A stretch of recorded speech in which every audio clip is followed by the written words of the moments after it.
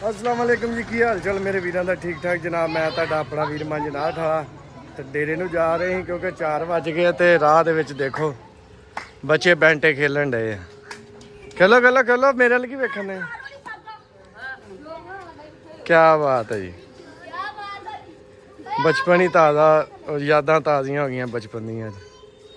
सारी देखो इन्हों ना धुप लगन डई ना इन्हों गर्मी लगन डई है। ते की केड़ी गेम खेड रहे हुण? चोट पिल ते लंगड़ा लुंगड़ा भी है कि नहीं, कि बैंटे लगे हैं? किन्ने घंटे एक चोट ते आ लगन लगा दे ला नहीं लगा। और केड़ा वा?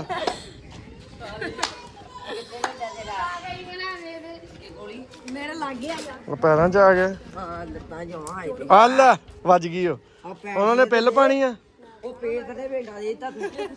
पै गई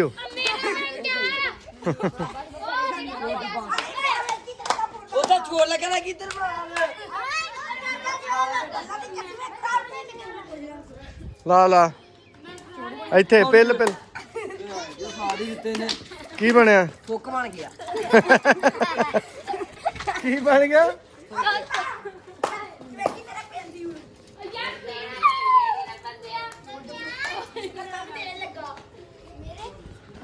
वाह जी वाह, बचपन दी क्या बात, क्या सुकून है। आओ बाहर फिरन किड़े किड़े। हाँ इतने बाजी पाउन डे खैर ही है। चलो जी थोड़ा जिहा अगे जाके फिर दोबारा मिलते हैं, ठीक है। अभी मीटिंग होन डई दसो। हाँ ये करने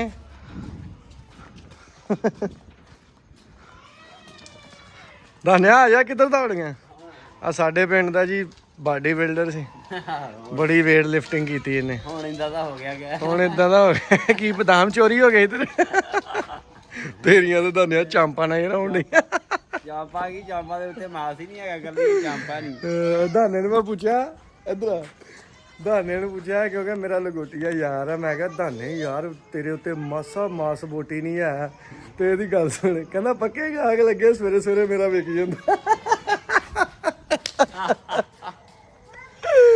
कहंदा पक्के गाग लगे सवेरे सवेरे विक जांदा। खलो मैनूं एक बारी गौर ते करन दे, की लासां पईयां भरजाई कोई छत्तर खाना है कि पित्त निकली है?